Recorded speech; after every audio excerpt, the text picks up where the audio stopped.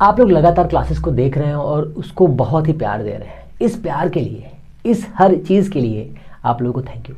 तो हम लोग आज लेकर के आए हैं मैकेनिक्स पार्ट 3। इस पार्ट 3 में आप सभी लोग वही चीज़ें पढ़ेंगे जो आपके सिलेबस में है। तो सिलेबस के अकॉर्डिंग हम लोग आज पढ़ने वाले हैं इम्पैक्ट पैरामीटर। जी हाँ, इम्पैक्ट पैरामीटर आपके सिलेबस में दिया हुआ है और इस बार यहाँ से क्वेश्चन बनने के चांस हैं। और साथ में हम लोग आज पढ़ने वाले हैं स्कैटरिंग क्रॉस सेक्शन। ये भी क्वेश्चन बहुत इंपॉर्टेंट है। गूगल पे सर्च करने पर आपने कई बुक्स में देखा होगा, बट जिस तरह से मैं आज आपको पढ़ाऊंगा, जो क्वेश्चंस आपके एग्जाम में आए हुए हैं, सिर्फ वही क्वेश्चन हम लोग डिस्कस करेंगे। साथ में इसके जो भी और एक्स्ट्रा क्वेश्चंस होंगे वो भी हम लोग इसी लेक्चर में आज कवर करेंगे। और ये भी आप याद रखिए कि हम लोग रोटेशनल मोशन से पहले जो टॉपिक बनेगा आपका, रोटेटिंग फ्रेम्स, कोरियोलिस फोर्स, इतनी चीज़ों को आज हम लोग इसमें कवर करेंगे। साथ में आप अपने सिलेबस का एक इंपॉर्टेंट पार्ट भूले जा रहे हैं, वो पार्ट है COM, मतलब सेंटर ऑफ मास को भी आज हम लोग डिस्कस करने वाले हैं। तो पहले मैंने क्वेश्चन लिख रखा है, इम्पैक्ट पैरामीटर से क्वेश्चन दिया हुआ है, बहुत ही अच्छा क्वेश्चन है। इस क्वेश्चन के आने के चांसेस हैं क्योंकि ये क्वेश्चन नया है ना। सबसे पहले दिया हुआ है impact parameter depend on, impact parameter depend करता है, ये क्वेश्चन है। मैंने आपको इम्पैक्ट पैरामीटर के बारे में पहले कुछ बताया है, इससे पहले वाली क्लास में मैकेनिक्स में झारखंड PGT की क्लास में आप उसे देख सकते हैं। तो थोड़ी सी प्रमोशन की बातें कर देता हूँ, है ना। क्लासेस के लिए आप futuregoals.in पर जा सकते हैं, वहाँ पर आपको हर चीज़ मिल जाएगी, है ना। आप वहाँ पर आराम से जाइए और इसको एंजॉय करिए। अब हमारा क्वेश्चन है ये कि सपोज करिए कि आपके पास में एक ये गोला है ना, गोला नहीं, स्फीयर है, दूसरा स्फीयर यहाँ पर है। ये स्फीयर आके इस पर स्ट्राइक करेगा, स्ट्राइक करने से इसका सेंटर जो है यहाँ पर आके स्ट्राइक करेगा। ये इसका रेडियस है, ये इसका रेडियस है, इन दोनों रेडियस का हाफ जो होगा उसे हम कहते हैं इम्पैक्ट पैरामीटर। और इम्पैक्ट पैरामीटर रदरफोर्ड स्कैटरिंग में काम आता है ना, रदरफोर्ड स्कैटरिंग में काम आता है। और इम्पैक्ट पैरामीटर को हम लोग B से डिनोट करते हैं। B is equal to R1 plus R2/2 हम लोग ये लोग लिखते हैं जब हम लोग छोटी क्लास में पढ़ते थे। बट जब हम लोग रदरफोर्ड एक्सपेरिमेंट में आ जाएंगे, RF एक्सपेरिमेंट में आ जाएंगे, है ना, एक्सपेरिमेंट में आ जाएंगे, E में आ जाएंगे, तब हम लोग इसको एक अलग तरीके से डिनोट करेंगे। पहले दिया है इम्पैक्ट पैरामीटर डिपेंड ऑन, तो इम्पैक्ट पैरामीटर को हम लोग B से डिनोट करते हैं। पहले लिखा है B प्रोपोर्शनल टू साइन की पावर 4 θ/2, जहाँ पे थीटा क्या है, एंगल है ना। B प्रोपोर्शनल टू KE दिया हुआ है, B प्रोपोर्शनल टू कॉट θ/2 दिया हुआ है। क्या दिया है, θ/2 दिया हुआ है। फिर ZE² दिया हुआ है, Q1 Q2 लिख सकता है यहाँ पे। तो याद रखिए कि जो सबसे पहले वाला ऑप्शन दिया है, सब लोग इसी पे टिक मारेंगे तो देखेंगे कौन कौन सा ऑप्शन दिया हुआ है। तो याद रखिए ये ऑप्शन आपका नहीं होगा। क्यों नहीं होगा, मैं आपको समझाता हूँ अभी थोड़ी देर में। तो ये दो ऑप्शन तो पहले गलत हो गए, अब बचे दो ऑप्शन, ऑल में तो हो नहीं सकता, तो बचा आपका ये ऑप्शन, तो आंसर आपका ये हो गया, काम खत्म। तो मैं समझ में आया कि इम्पैक्ट पैरामीटर, जो इम्पैक्ट पैरामीटर होता है ना, B डिपेंड ऑन एंगल, किसके एंगल पे, कॉट θ/2 पर डिपेंड करता है। प्रोपोर्शनल टू काइनेटिक एनर्जी और proportional to Q1 and Q2, या फिर ZE²। आप ये बात याद रखिए, इंपॉर्टेंट है, यहीं से क्वेश्चन बन जाएगा। इम्पैक्ट पैरामीटर से इससे ऊपर क्वेश्चन नहीं बनेगा। फिर भी कभी कभी क्वेश्चंस नए बनाते हैं तो क्वेश्चंस ऐसे आ जाते हैं, हालांकि यहाँ से क्वेश्चन आने के चांसेस 0/0 है, ठीक है।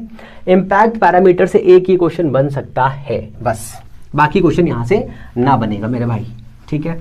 अच्छा, इम्पैक्ट पैरामीटर क्या होता है? रदरफोर्ड जब स्कैटरिंग हम लोग पढ़ते हैं ना, स्कैटरिंग क्रॉस सेक्शन पढ़ते हैं, एक और चीज़ आती है एग्जाम में भाई। एक क्वेश्चन पूछता हूँ, देखिए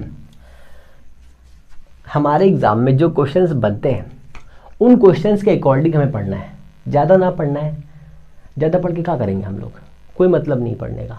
तो हमारा पहला क्वेश्चन है, जो स्कैटरिंग क्रॉस सेक्शन है ना, जो हमारा स्कैटरिंग क्रॉस सेक्शन है, उस स्कैटरिंग क्रॉस सेक्शन में जो हमारा स्कैटरिंग एंगल है, क्या है, स्कैटरिंग एंगल है। क्वेश्चन क्या है हमारे पास, scattering angle, scattering angle directly proportional to, मैंने क्या लिख दिया, प्रपोज लिख दिया क्या,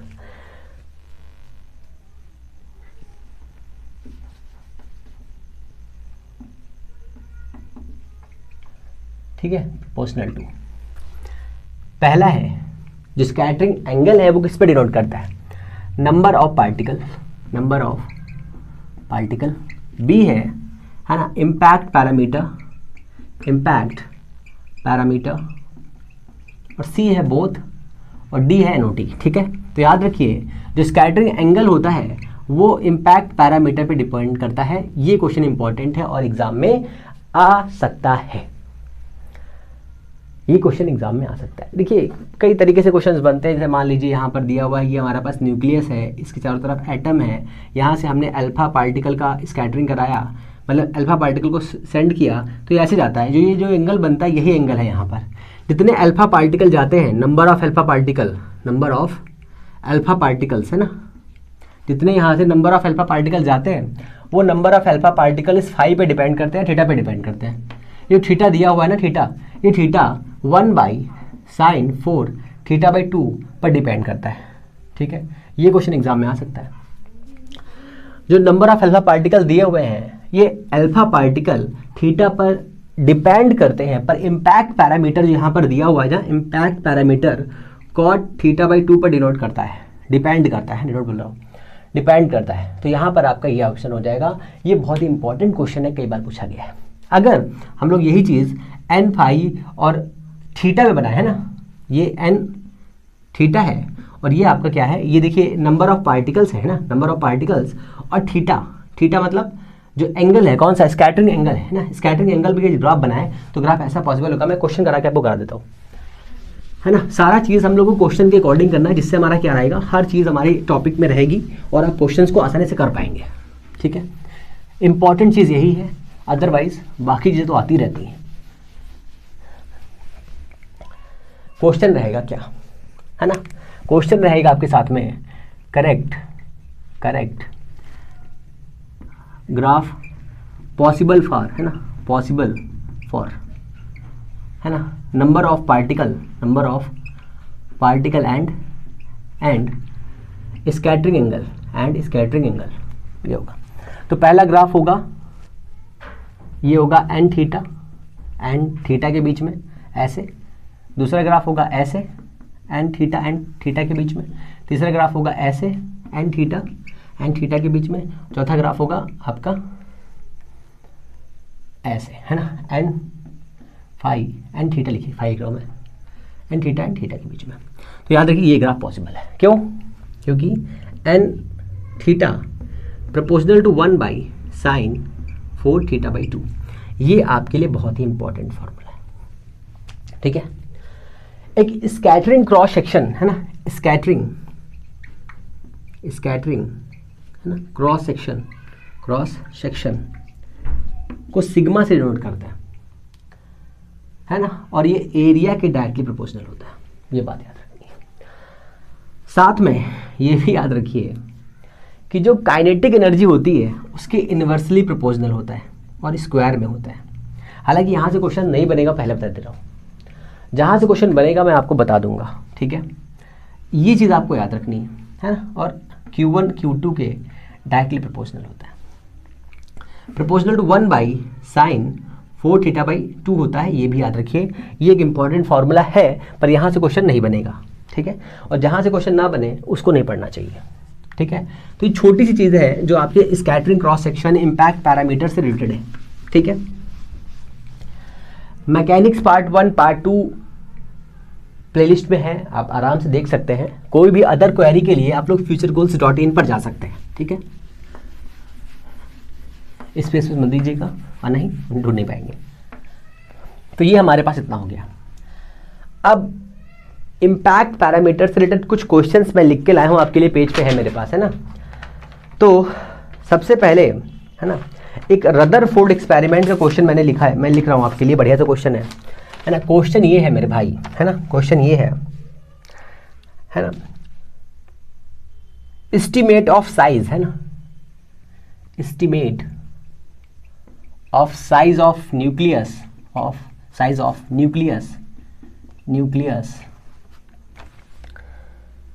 ब्रैकेट में लिखेगा रेडियस, है ना, radius of nucleus, radius of nucleus, है ना, रेडियस ऑफ न्यूक्लियस।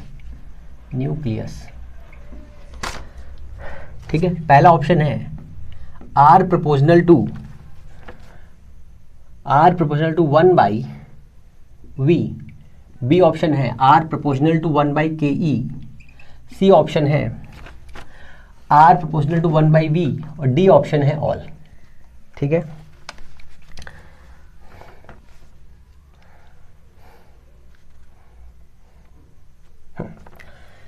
क्वेश्चन है इन रदरफोर्ड स्कैटरिंग, देखिए ये सब हम लोग मॉडर्न फिजिक्स में डीपली पढ़ेंगे, है ना।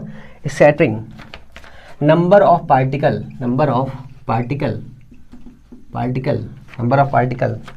डिपेंड ऑन, है ना, डिपेंड ऑन, पहला ऑप्शन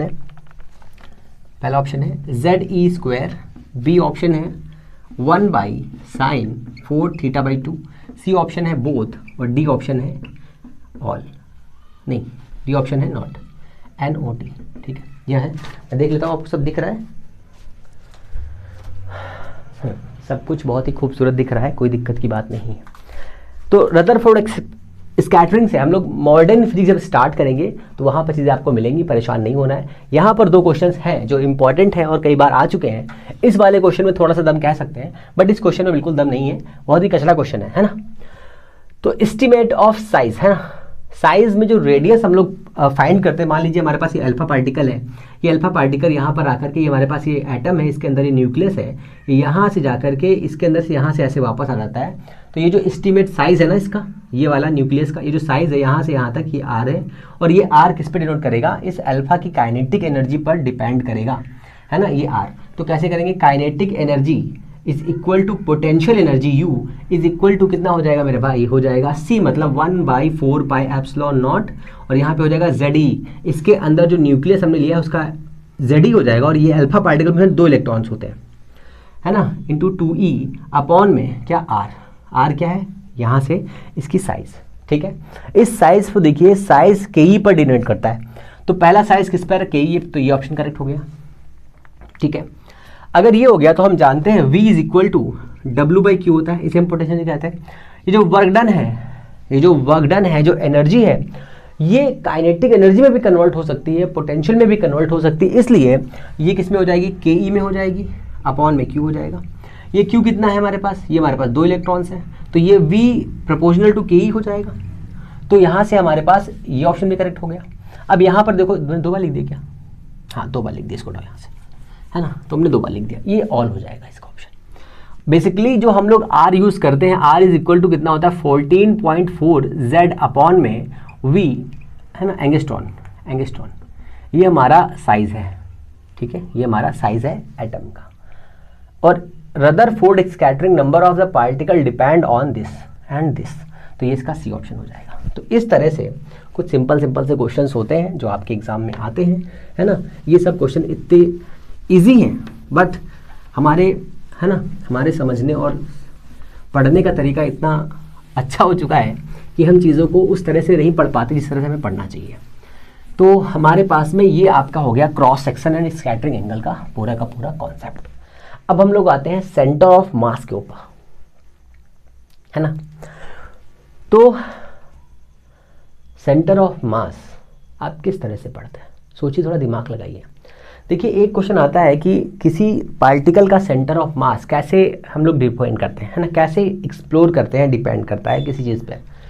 तो मास के डिस्ट्रीब्यूशन पर वो डिपेंड करता है, एक्सिस ऑफ रोटेशन पर डिपेंड करता है। ये छोटी छोटी बातें हैं जो एग्जाम में कभी भी पूछ लेता है।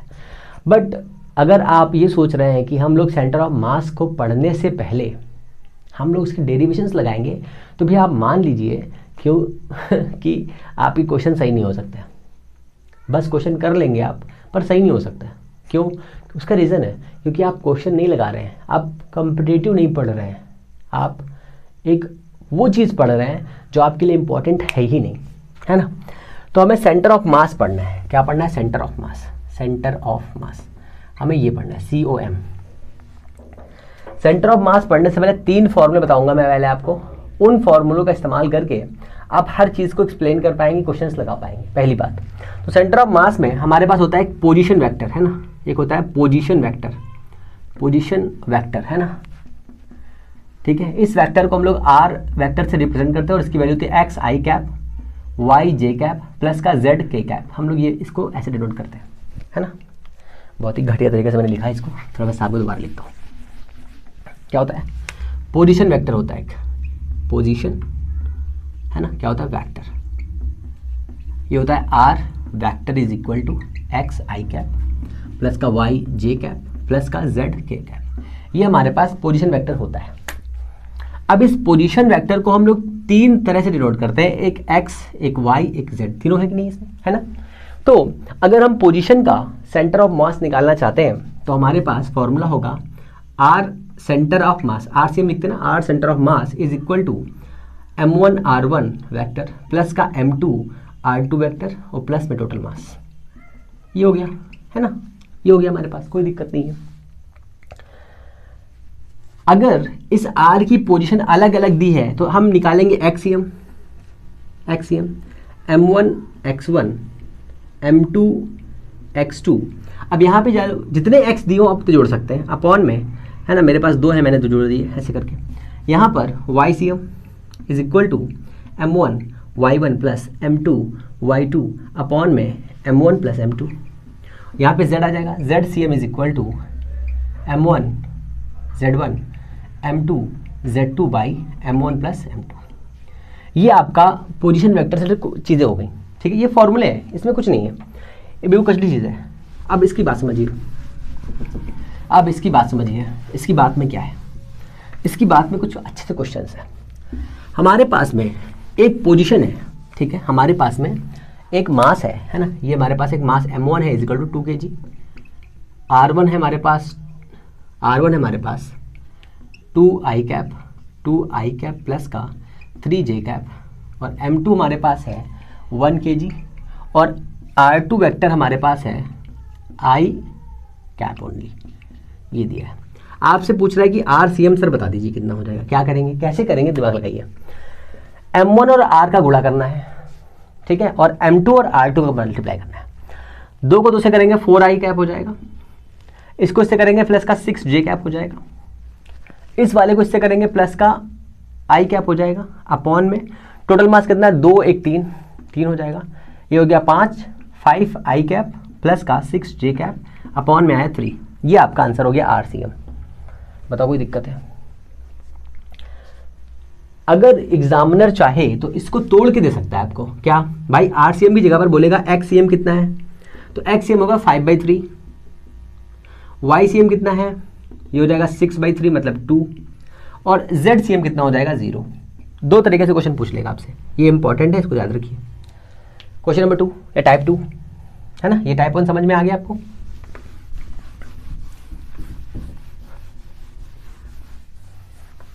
अब सोचो इतनी जल्दी से आपने क्वेश्चन लगा लिया है ना, तो कैसे करेंगे अब। अच्छा जरूरी थोड़ी ना कि R1 और X1 दे देगा तब आप लगा लें, हो सकता है उसने वेलोसिटी दे दी हो, तो क्या करेंगे। तो एक थोड़ा सा डेरिवेशन टाइप का चीज़ें हैं वो समझिए। अगर हमारे पास RCM दिया हुआ है, R वेक्टर दिया हुआ है, तो हमारे पास फॉर्मूला हो गया m1 r1 प्लस का m2 r2 अपॉन में टोटल मास, है ना, m1 प्लस m2। अगर हम इस पोजीशन को, है ना, पोजीशन का हम लोग dr/dt करते हैं तो हमारे पास वेलोसिटी आता है ना, ये पोजीशन है तो वेलोसिटी आ जाता है। अगर ये RCM है तो ये वेलोसिटी का CM हो जाएगा भाई, यहाँ पे किया तो यहाँ पर भी हो जाएगा, तो VCM कितना हो जाएगा हमारे पास में, हो जाएगा m1 v1 प्लस का m2 v2 अपॉन में m1 प्लस का m2। भाई अगर हम इसका जो हमने यहाँ पे लिया है ना, इतना आया है, अगर हम इसका फिर से डिफरेंशिएशन कर दें तो dVCM अपॉन में dt is equal to acceleration आ जाएगा। तो यहाँ पे क्या आएगा, d² अपॉन में dt स्क्वायर CM, ये आ जाएगा। तो यहाँ पे आ जाएगा acceleration ACM is equal to m1 a1 plus का m2 a2 अपॉन में m1 प्लस m2, ये आपका आ जाएगा। अगर अब नोट लगा के लिख लीजिए कॉपी में, अगर एक्सटर्नल फोर्स है ना, अगर एक्सटर्नल फोर्स क्या है मेरे भाई 0 है, मतलब F की वैल्यू 0 है, तो VCM क्या होगा, 0 होगा। ये नोट लगा के लिखिए, ठीक है, इतनी बातें क्लियर हुई। इसी से क्वेश्चन और लिखिए, अगर एक्सटर्नल टॉर्क जीरो है, एक्सटर्नल है ना, अगर टॉर्क जीरो है, क्या है, torque tau is equal to zero है ना, तो क्या हो जाएगा, है ना, क्या हो जाएगा, एंगुलर मोमेंटम एल क्या हो जाएगा, कंजर्व हो जाएगा या कांस्टेंट हो जाएगा। ठीक है, इतनी बातें क्लियर कर लीजिए, फिर मैं क्वेश्चन लगवाता हूँ आपको।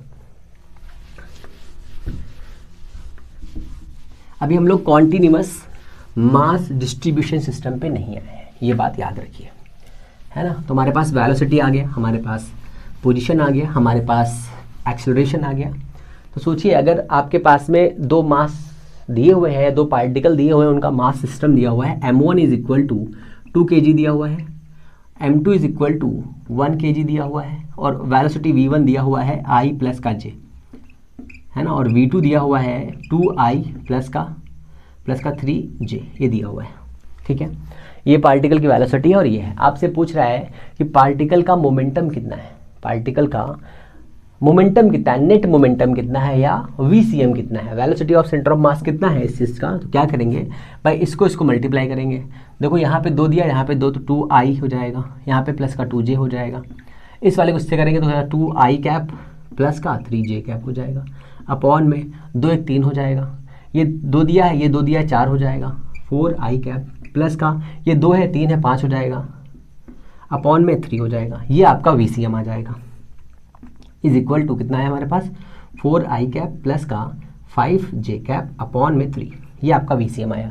अब क्वेश्चन की खूबसूरती को समझिएगा बहुत ध्यान से, कि अगर सर ये पूछ रहा है कि टोटल मोमेंटम, है ना, टोटल मोमेंटम कितना है, मतलब P पूछ रहा है, और P का मतलब mv होता है, और PCM अगर पूछ रहा है, PCM नहीं बोलेगा, बस मोमेंटम पूछेगा, तो यहाँ पे VCM होगा, तो m से मल्टीप्लाई करना, इसको इससे मल्टीप्लाई करेंगे तो मोमेंटम कितना आ जाएगा आपके पास, आ जाएगा 4i कैप प्लस का 5j कैप, ये आपका मोमेंटम आ जाएगा। याद रखिए, इस तरह से बहुत ही सिंपल और ईजी क्वेश्चंस आपके लिए टफ बना सकता है एग्जामिनर। ठीक है, हम लोग को हर टाइप के क्वेश्चंस को डिस्कस कर लेना है, जिससे हम क्वेश्चन को इजी वे में लगा सकें। देखिए, वो क्वेश्चन है जो आप लोग छोड़ देते हैं, है ना, या नहीं लगाए जाते हैं। इसी में एक और क्वेश्चन है, मैं करवा देता हूँ आपको। सपोज करिए कि एक यहाँ पर हमने एक बम को फेंका, एक यहाँ पर एक दुश्मन की झोपड़ी है ऐसे करके, इस पर हमने बम को फेंका ऐसे करके, और बम आकर के यहाँ पे गिरना चाहिए, है ना। तो बम यहाँ पे फट जाता है, बम यहाँ पर जा रहा था ऐसे करके, और बम यहाँ पे 2 भागों में फट जाता है।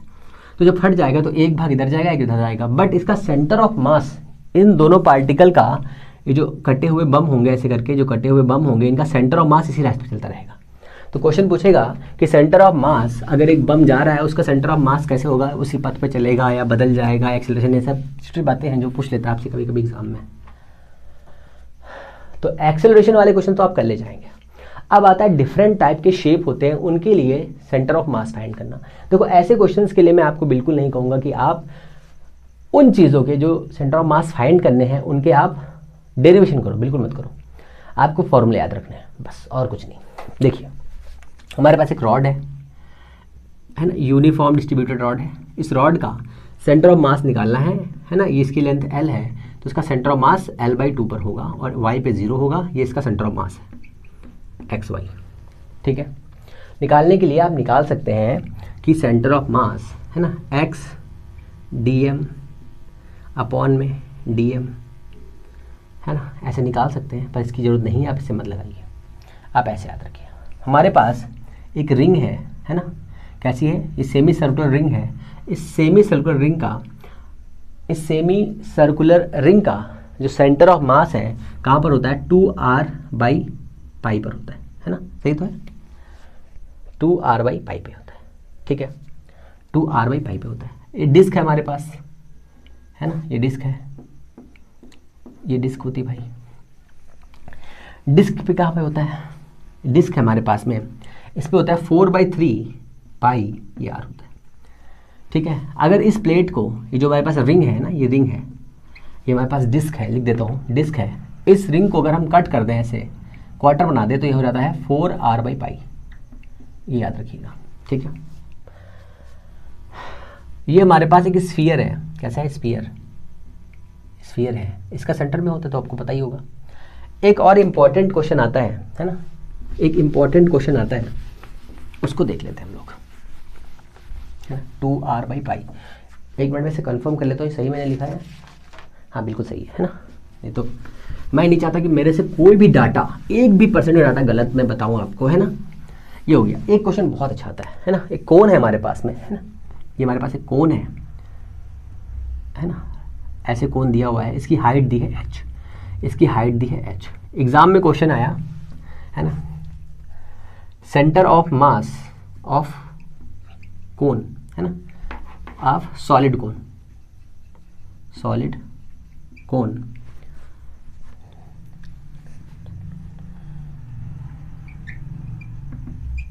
पॉसिबल वैल्यू, पॉसिबल वैल्यू की बात करिए, ध्यान सुनिएगा। पहला h, b h/3, हाँ, c h/8 और d है 3h/4। बताइए कौन सा क्वेश्चन सही होता है। तो ध्यान से याद रखिएगा, इस वाले कोण का सेंटर ऑफ मास यहाँ से h/4 पे जाएंगे तो यहाँ मिलेगा, है ना। बॉटम से h/4 और ऊपर से 3h/4 पर इसका सेंटर ऑफ मास होता है। तो यहाँ पर ये क्वेश्चन ऐसे आया था, तो सेंटर ऑफ मास 3h/4 हो जाएगा। ठीक है, अगर इतनी बातें क्लियर हो गई हैं तो मैं आपको एक और धमाकेदार क्वेश्चन कराता हूँ, जिससे आपका दिल, हर चीज़ खुश होने के चांसेस बढ़ जाएंगे। अच्छा, इतनी बातें समझ में आ गई हैं अगर, तो अगर इतनी बातें आपको समझ में आ रही हैं तो कैसा लग रहा है, अच्छा लग रहा है, तो क्या करना है, एक लाइक करना है, एक सब्सक्राइब करना है और एक शेयर करना है। ठीक है, चलो आगे चलते हैं। तो हमारे पास में इतनी चीज़ें हो गई हैं। अब हम लोग को एक और इम्पॉर्टेंट क्वेश्चन की तरफ चलना है, जहाँ पर हमारे पास में कोई चीज़ ना होकर के सिर्फ एरिया होगा और हमें सेंटर ऑफ मास निकालना होगा। और अगर हमें सेंटर ऑफ मास निकालना भी है तो कैसे निकाल सकते हैं, कई तरीके हैं, कई वैल्यूज़ हैं, उनसे हम सेंटर ऑफ मास को फाइंड करते हैं, है ना। तो हमारे पास एक डिस्क है, क्या है, एक डिस्क है, कंप्लीट डिस्क है ना, ये कंप्लीट डिस्क है एक, इसकी रेडियस है, इसकी यहाँ से यहाँ तक रेडियस है 4r। ठीक है, r ले लीजिए, 4r मत करिए, r ले लीजिए, है ना। ये कंप्लीट डिस्क है और इसके अंदर से हमने क्या किया है, हमने इसके अंदर से एक r/3 का, है ना, एक r/3 का, एक r/3 का, है ना, गोला काट लिया है हमने। ये काट दिया कितना, r/3 का। अब हम पूछ रहे हैं कि इसका सेंटर ऑफ मास, इसका सेंटर ऑफ मास किधर शिफ्ट होगा, है ना, कितनी दूरी पर शिफ्ट हो जाएगा। तो याद रखिएगा, सेंटर ऑफ मास x पर शिफ्ट हो जाएगा। कितना होगा, कैसे निकालेंगे, इसके लिए एक शॉर्ट ट्रिक है, इसके लिए एक शॉर्ट ट्रिक है ना, या KGF कह सकते हैं। कैसे निकालेंगे, देखिए, इसने तीसरा पार्ट काटा है, तीसरा पार्ट काटा है। अब कई तरीके से निकाल सकते हैं, मैं आपको सिंपल तरीका बताता हूँ, उससे निकालिए। क्यों ऐसे निकालेंगे आप, है ना, क्यों मतलब पढ़ना है इस चीज़ में। यहाँ पर r/3 दिया हुआ है ना, तो XCM में हमें लेफ्ट करना है, तो माइनस तो रहेगा, याद रखिए माइनस तो रहेगा। तो कितना हो जाएगा, यहाँ पे 3 दिया हुआ है, r को लिख लीजिए, 3 दिया है, 3 को नीचे लिखिए और 1 जोड़ के मल्टीप्लाई कर दीजिए, 4 हो जाएगा। यहाँ पे कितना हो जाएगा, 12। तो कितना आ जाएगा, ये आ जाएगा r/-12, ये XCM आ जाएगा, इसका इतना शिफ्ट हो जाएगा। ये पहला क्वेश्चन। क्वेश्चन नंबर 2, है ना, क्वेश्चन नंबर 2, है ना, ओरल करिए, कोई दिक्कत नहीं है। क्वेश्चन ओरल करना सीखना है हम लोग को। जब तक आप क्वेश्चन को ओरल नहीं करेंगे तब तक आपका कॉम्पिटिटिव एग्ज़ाम कुछ ऐसा ही रहेगा कि आप उसे कर नहीं पाएंगे। और मान लीजिए कम से कम 100 में से 10 क्वेश्चन ऐसे होते हैं जो ओरल लग जाएंगे, 10 से मैंने कम बोल दी, कम से कम 15 से 20 क्वेश्चन ऐसे होते हैं जो ओरल लग जाते हैं, है ना। एक क्वेश्चन और आइए यहाँ पे, ये हमारे पास एक सर्कल है, इसकी रेडियस r है ना, और हमने यहाँ से r/2 का एक गोला काट दिया। सेंटर ऑफ मास कितना जाएगा, r/6। बताओ ओरल लगे नहीं लगे, इतना खत्म हो जाएगा। कैसे निकालना है, 2 दिया है, एक जोड़ के 3 जोड़ दीजिए, काम खत्म हो जाएगा। एक गोला दिया हुआ है, हमने यहाँ से गोला काट दिया, कितना, r/5 का, r/5 काटा, तो r/5 × 6 माइनस का कितना हो जाएगा, r/30। इतना सेंटर ऑफ मास चेंज हो जाएगा। एक गोला फिर से आइए, यहाँ पर दिया हुआ है, ये इसका एक्सेस है, इसकी रेडियस r है ना, यहाँ से हमने r/2 कट किया और यहाँ से हमने r/2 कट कर दिया। अब बताओ centre of mass, centre of मास कितना खिसकेगा, कितना खिसकेगा, है ना, ये बताओ।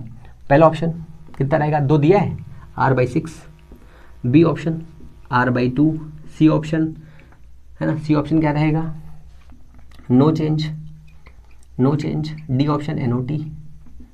तो क्या हो जाएगा, नो चेंज, क्यों, क्योंकि 2 गोले काट रहे हैं यहाँ से, चेंज ही नहीं होगा। बात समझ में आई आपको, ये इंपॉर्टेंट क्वेश्चन है भाई। इतना भी शॉर्ट ट्रिक के चक्कर में मत पड़ जाना कि चीज़ें कैसे हुई है ये भी भूल जाना, ठीक है ना।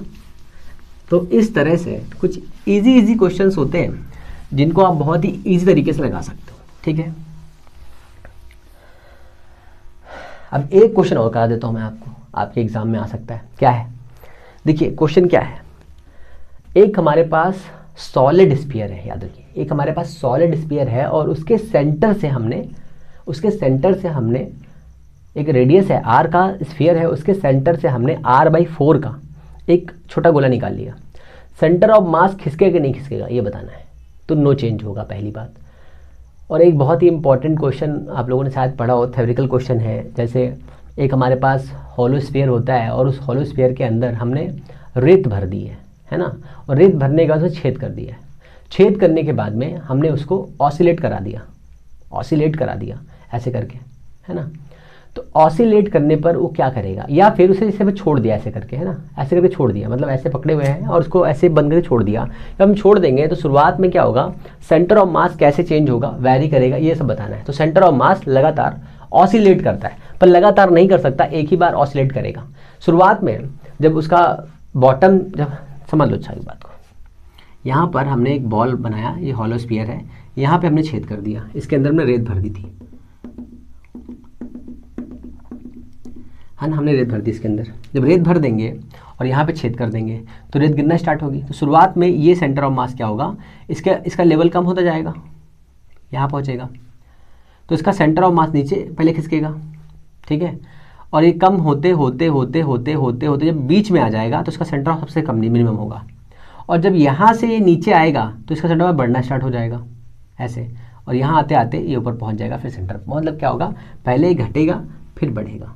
सेंटर ऑफ मास की बात हो रही है, कब होगा, अगर हम एक स्फीयर ले लें, कौन सा स्फीयर, एक गोला ले लें, उस गोले के अंदर पानी भर दे, पानी को भरने के बाद में उसके बॉटम में छेद कर दे, छेद करने के बाद में क्या होगा, सेंटर ऑफ मास पहले नीचे खिसकेगा, सेंटर ऑफ मास पहले नीचे जाएगा या ऊपर जाएगा, पहले नीचे जाएगा, फिर जब ये आधा खाली हो जाएगा उसके बाद खाली होना स्टार्ट, तो सेंटर ऑफ मास पर बढ़ना स्टार्ट हो जाएगा।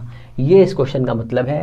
ये छोटे छोटे क्वेश्चंस हैं जो आपके एग्जाम में कभी कभी पूछ लेता है मेरे भाई, ध्यान देना है इन चीज़ों पे, ठीक है। अब क्या पढ़ना है सर हम लोग को, अब हम लोग को पढ़ना है कोरियोलिस फोर्स। बहुत सारे क्वेश्चन लिख के लाया हूँ, मज़ा आ जाएगी सर आपको। तो कोरियोलिस फोर्स पढ़ने से पहले हम लोग पढ़ेंगे रोटेटिंग फ्रेम्स क्या होते हैं, है ना, rotating frames, rotating frames, frames. तो रोटेटिंग फ्रेम के लिए आपको कुछ 2 बातें याद रखनी है। अगर हमारे पास एक फ्रेम है, ये फ्रेम S है ना, और इसका पोजीशन वेक्टर में लिख देता हूँ पहले, R vector is equal to XI cap plus का YJ कैप प्लस का ZK कैप, ये हमारे पास पहला वेक्टर है ना, पोजीशन वेक्टर। ये दूसरा फ्रेम है ना, ये फ्रेम में S डैश है। देखो ये सब आएगा नहीं एग्जाम में, तो मैं आपसे ये नहीं कहूँगा कि आप ये सब लिखो, है ना, मैं आपको जो बात बताऊँगा वो वाली बात आप पढ़िएगा, वहाँ से क्वेश्चन बनेगा, है ना। तो S डैश ही दिया हुआ है और इसका पोजीशन वेक्टर R डैश होता है ना, R डैश होता है, और इसको लिखते हैं X dash I dash cap plus का Y dash J dash cap plus का Z dash K dash cap, ये आपका दूसरा पोजीशन होता है। इतनी बातें क्लियर हो गई हैं भाई। जब ये फ्रेम ऐसे और ये ऐसे घूमेगा, है ना, ये ऐसे घूमेगा और ये रेस्ट पे रहेगा, तो इसकी जगह पर ये फ्रेम कुछ ऐसे आ जाएगा, ये एंगल थीटा है ना। तो यहाँ पर एक वेलोसिटी आएगी v is equal to, velocity आएगी v is equal to v dash plus का r omega, v dash plus का r ओमेगा, ठीक है, ये बात याद रखिए। अब इसी से क्वेश्चन बनेगा, मैं आपको क्वेश्चन करवाता हूँ क्योंकि इंपॉर्टेंट काम क्वेश्चन करना है ना, बिना क्वेश्चन के कोई भी चीज़ अवेलेबल नहीं है। तो क्वेश्चन मैं लिख के लाया हूँ, अब मैं क्वेश्चन लिखता हूँ आपके लिए। मेरे पास क्वेश्चन कहाँ, ये। तो पहला क्वेश्चन है सर, पहला क्वेश्चन है ना, the correct formula of, the correct formula of, है ना, rotating frame, rotating frame velocity, ठीक है। करेक्ट फॉर्मूला बताना है आपको। A v is equal to V dash plus का R dash omega, B V dash is equal to R plus का omega into R dash plus का, ये तो निहायत ही गलत है, v है ना, C v is equal to V dash plus का आर डैश ओमेगा डैश और डी एन ओ टी, ये दिख रहा नहीं दिख रहा आपको भैया, नीचे वाला दिख रहा है, हाँ सब कुछ दिख रहा है, बहुत ही सुंदर दिख रहा है, कोई दिक्कत की बात नहीं है ना। तो इस वाले फ्रेम की वेलोसिटी है v डैश, इसकी वेलोसिटी है v, इसका जो पोजीशन है वो r है, इसका r डैश है, इसका जो एंगुलर वेलोसिटी है ओमेगा है। तो इसमें कौन सा रिलेशन करेक्ट है ये आपको बताना है। तो याद रखिए v is equal to V dash plus R dash omega हो जाएगा, क्योंकि ये फ्रेम ओमेगा से घूम रहा है, इसलिए v is equal to V dash plus R omega हो जाएगा। ये पहला क्वेश्चन है।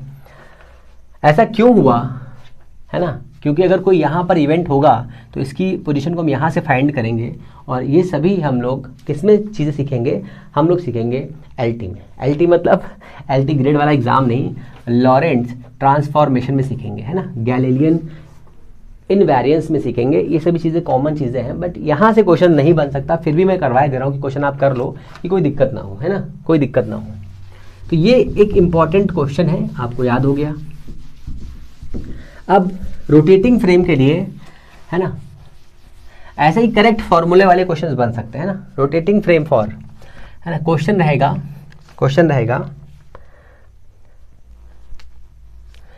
क्वेश्चन है a is equal to A dash plus का आर ओमेगा स्क्वायर प्लस का 2 into omega D R dash upon D T plus का D dash omega upon D T into R, है ना, डी टी इंटू आर, है ना। This formula represent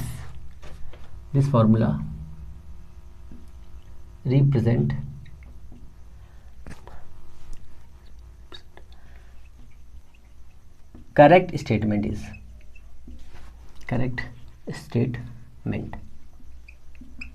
ये हो जाएगा पहला ऑप्शन है ना।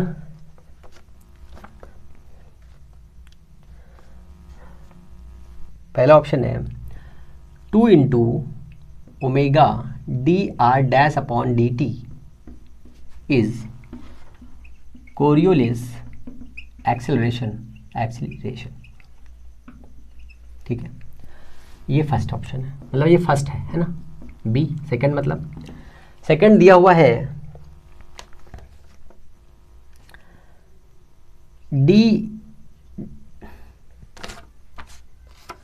D dash omega upon D T multiply R represent non uniform rotational motion,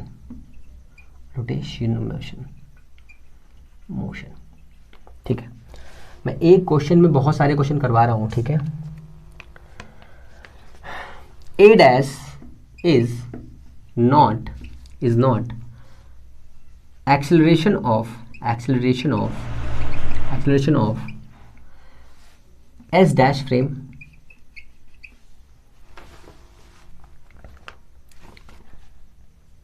चौथा R omega square is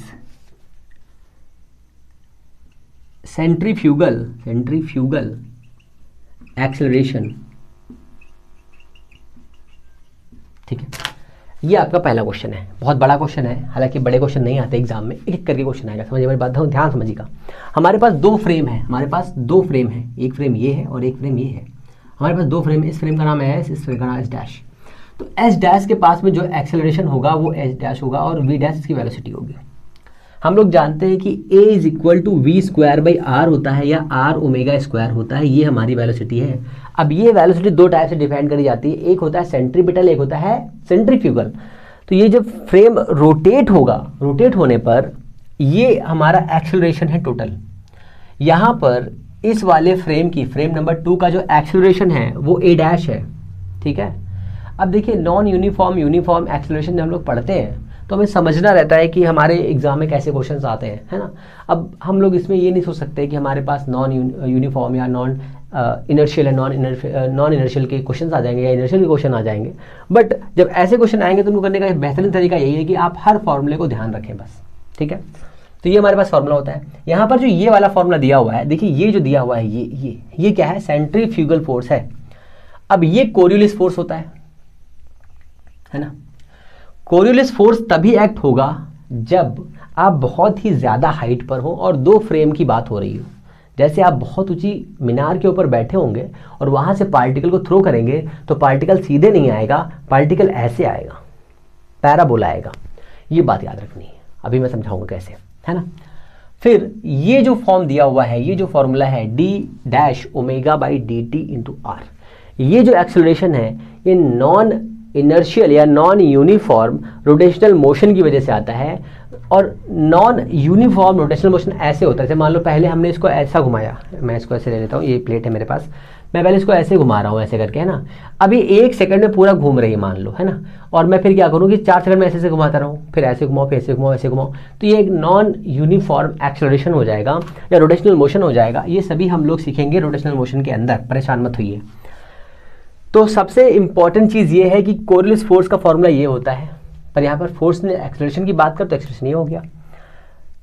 ये जो फॉर्मूला दिया हुआ है ये नॉन यूनिफॉर्म रोटेशनल मोशन को रिप्रेजेंट कर रहा है, बिल्कुल करेक्ट है। A dash is not acceleration of S frame, ये गलत बोल रहा है।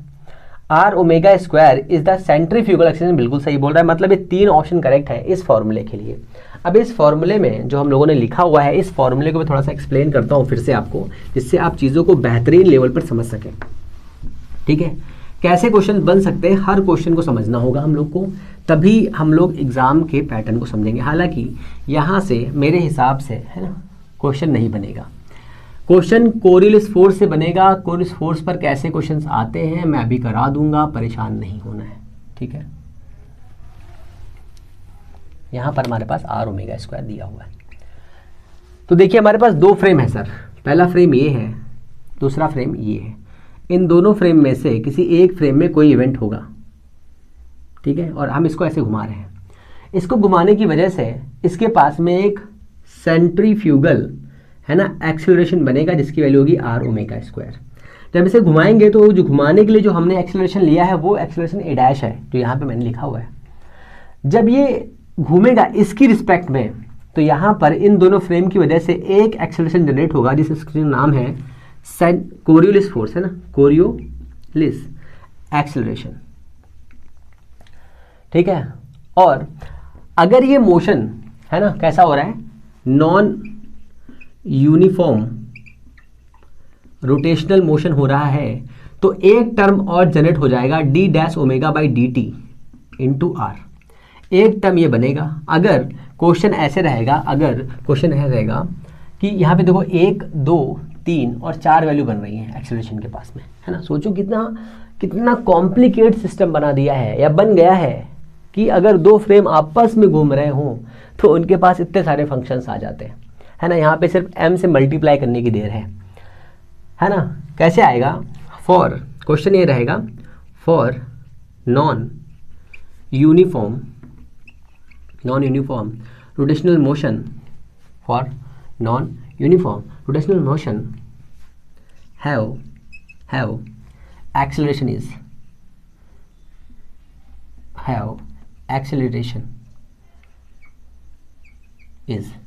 है ना। यहाँ पे फॉर्मूला भी आ सकता है, तो क्या होगा d-ω/dt इंटू आर, ये आपका फॉर्मूला होगा, याद रखिए, है ना।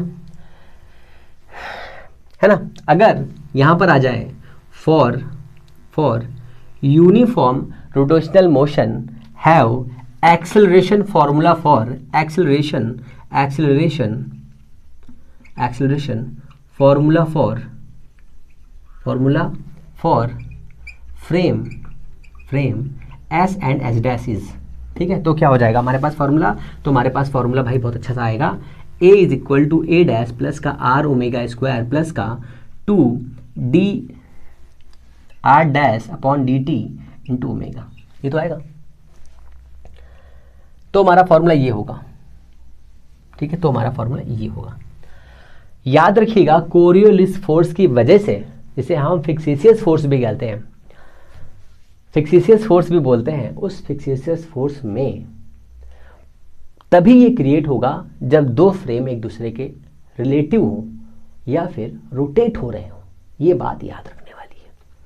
अच्छा, अब कोरियोलिस एक्सेलरेशन से और कितने क्वेश्चंस बन सकते हैं, क्योंकि ये सब रोटेटिंग फ्रेम के क्वेश्चंस हैं, ये सभी रोटेटिंग फ्रेम के क्वेश्चंस हैं। अच्छा, मुझे एक बात बताइए, यहाँ पर जो आपको एक्सेलरेशन दिख रहा है 2 omega cross D R dash by D T, ये दिख रहा है। इस वाले फॉर्मूले को हम लिख सकते हैं omega into omega omega D R dash upon D T sine theta लिख सकते हैं। अगर थीटा की वैल्यू 0 डिग्री हो, थीटा की वैल्यू 90 डिग्री हो और थीटा की वैल्यू 180 डिग्री हो, तो कब एक्ट करेगा? 90 पे एक्ट करेगा, करेगा नहीं करेगा? तो इम्पॉर्टेंट काम ये भी है कि भाई अगर ये हम लोग है ना कोरियोलिस एक्सेलरेशन जानना चाहते हैं तो हमें क्या करना पड़ेगा कि दोनों के बीच का जो एंगल है उसे 90 पे कराना पड़ेगा। भाई इस पार्टिकल को यहाँ पे होना चाहिए या यहाँ पे होना चाहिए और तब रोटेट कराना होगा, तभी कोरियोलिस एक्सेलरेशन मैक्सिमम वैल्यू पर काम करेगा, एक्सेलरेशन मैक्सिमम पे काम करेगा। बात याद रखिएगा। तो है ना, क्वेश्चन क्या है, नोट लगा लीजिए, क्वेश्चन भी बन सकता है यहाँ से, है ना। Coriolis acceleration maximum at theta is 90 degree, याद रखिए। इसी में है ना, इसी में क्या आ जाएगा, अब इसी फॉर्मूले में m से मल्टीप्लाई कर दो, इसी फॉर्मूले में m से मल्टीप्लाई कर दो, तो यहाँ हो जाएगा एम ए, यहाँ हो जाएगा एम ए डैश, यहाँ हो जाएगा प्लस का m प्लस का 2m प्लस का 2 प्लस का m, ये हो जाएगा। ये आपका फ्रेम 2 पर लगने वाला फोर्स है, ये आपका सेंट्रीफ्यूगल फोर्स है, ये आपका कोरियोलिस फोर्स है और ये आपका नॉन यूनिफॉर्म रोटेशनल मोशन का फोर्स है, कितने फोर्स काम कर रहे हैं, और ये आपका एस डैश का फोर्स है, 4 फोर्स काम कर रहे हैं।